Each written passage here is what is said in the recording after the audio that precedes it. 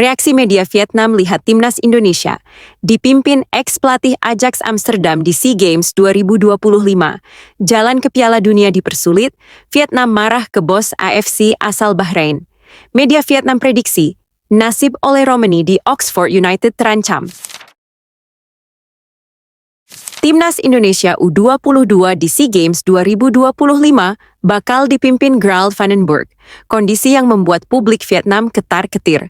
SEA Games 2025 atau yang ke-33 berlangsung di Thailand pada Desember 2025 mendatang, Vietnam coba intip persiapan Indonesia.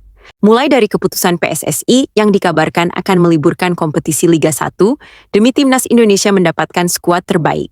Kemudian penunjukan ex-pelatih Ajax Amsterdam, Gerald van den Berg, sebagai pelatih timnas U22 Indonesia. Di mata publik Vietnam, Indonesia akan memiliki skuad terkuat untuk SEA Games 2025 dan jelas menjadi ancaman mereka. Gairah meraih prestasi dirasakan benar oleh Vietnam, seiring raihan negatif skuad muda Garuda di turnamen regional. Termasuk kegagalan di Piala AFF 2024, kemudian Teranyar tersingkir di babak perempat final Piala Asia U17 2025. Medali emas SEA Games 2025 diprediksi menjadi target yang harus bisa diwujudkan Indonesia di akhir tahun ini. Indonesia punya persiapan besar di SEA Games. Pelatih Kim Sang-sik dan Vietnam hadapi masalah sulit. Menjelang SEA Games 2025, PSSI telah mengalami perubahan besar. Secara spesifik, Liga 1 akan dihentikan sementara selama SEA Games. Berkat itu, Indonesia U22 akan memiliki skuad terkuat dan waktu untuk mempersiapkan diri menghadapi turnamen, tulis Soha. Sosok Gerald van den Berg yang akan memimpin timnas Indonesia U22 juga jadi sorotan media Vietnam. Ex-pelatih Ajax Amsterdam yang dinilai memiliki pengalaman luar biasa, sosoknya dapat menjadi pembeda. Belum lagi sejumlah pemain muda timnas Indonesia, beberapa nama langganan era Shin Tae-yong. Staf kepelatihan timnas U22 Indonesia juga segera lengkap, tulis Soha melanjutkan. Posisi pelatih kepala diberikan kepada Tuan Gerald van den Berg, mantan pesepak bola Belanda. Pelatih Gerald van den Berg mulai mengenal sepak bola Indonesia lewat pengalamannya sebagai asisten pelatih Kluivert di tim nasional. Para pemain tersebut bisa menjadi ancaman besar kontestan SEA Games 2025, termasuk Vietnam.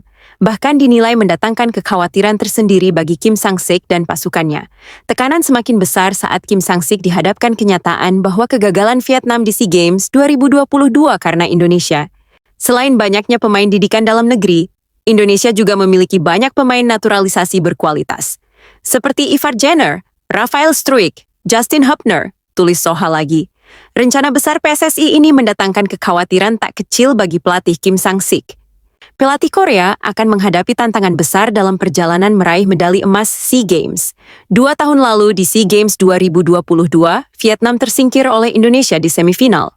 Meski saat itu Vietnam memiliki satu pemain lebih banyak di 30 menit terakhir pertandingan, pungkas Soha. Publik Vietnam mengecam pernyataan Presiden AFC, Sheikh Salman, perihal potensi bertambahnya kontestan Piala Dunia 2030. Perkara ini dimulai oleh sikap Konfederasi Sepak Bola Amerika Selatan, CONMEBOL, melalui sang presiden, Alejandro Dominguez. CONMEBOL resmi mengajukan proposal peningkatan jumlah kontestan di Piala Dunia 2030 menjadi 64 negara, dan FIFA telah menerima dokumennya. Meski begitu, FIFA masih dalam tahap mempertimbangkan usulan tersebut. Di samping memang tahun 2030 sangat istimewa untuk mereka. Tahun 2030 menjadi tahun yang menandai adanya Piala Dunia dalam 100 tahun terakhir, karena itu juga digelar di 3 benua. Spanyol, Portugal, dan Maroko akan menjadi tuan rumah bersama, kemudian Argentina, Uruguay, dan Paraguay juga demikian. Piala Dunia 2030 akan menjadi festival sepak bola global, dan CONMEBOL menginginkan kontestan tak cuma 48, tetapi menjadi 64. Hal itu tentu akan berdampak pada kuota Asia, dan diperkirakan wakil Asia bisa menjadi 12 tim. Itu merupakan peluang besar Vietnam. Sayangnya, asa Vietnam ini terhalang tembok besar dari bos AFC asal Bahrain, Sheikh Salman, yang berbeda pandangan. Presiden AFC tersebut terkesan tidak memberi dukungan dengan alasan dampak serius terhadap nilai Piala Dunia. Sheikh Salman bahkan menyebut, jika penambahan kontestan Piala Dunia akan membuat kekacauan yang tidak bisa dihindari.